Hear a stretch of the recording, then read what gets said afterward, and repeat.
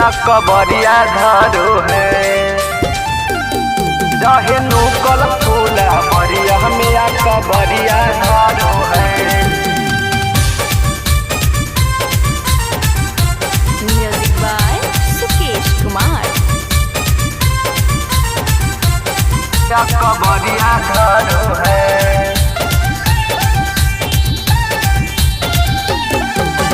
घूमे न जैबै बगीचा छौड़ा पीछा करो है। छौड़ा पीछा करो है छौड़ा पीछा करो है। घूमे न जैबै बगीचा छौड़ा पीछा करो है। घूमे न जैबै बगीचा छौड़ा पीछा करो है। रहे नुकल फूला बरिया में कबरिया धरो है। रहे नुकल फूला बरिया में कबरिया धरो है। कबरिया धरो है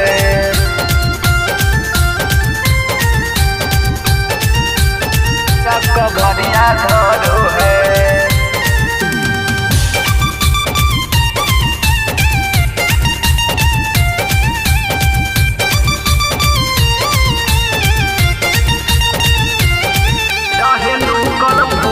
बरिया में कबरिया धरो है।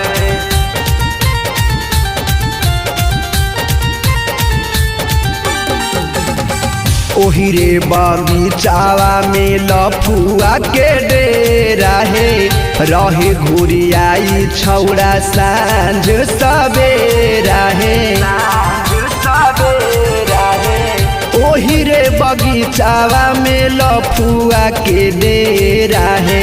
रहे घुरियाई छौड़ा सांझ सवेरा है। देख के हमारा छौड़ा सभे अखिया हमारो है। देख के हमारा छौड़ा सभे अखिया हमारो है। रहे नुकल फूला बरिया में कबरिया धरो है। रहे नुकल फूला बरिया में कबरिया धरो है। कबरिया धरो है कबरिया धरो है।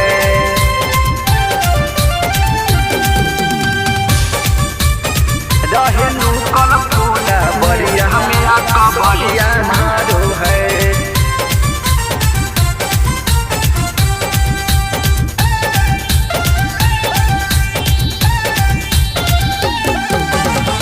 ले के मोबाइल सभे से लफी हमर खींचे है। केहू ले है ऊपर ता केहू ले है नीचे है।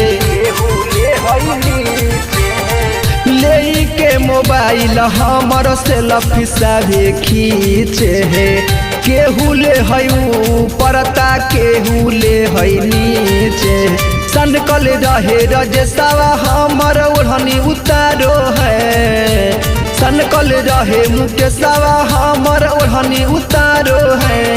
रहे नुकल फूला बरिया में कबरिया धरो है। रहे नुकल फूला बरिया में कबरिया धरो है।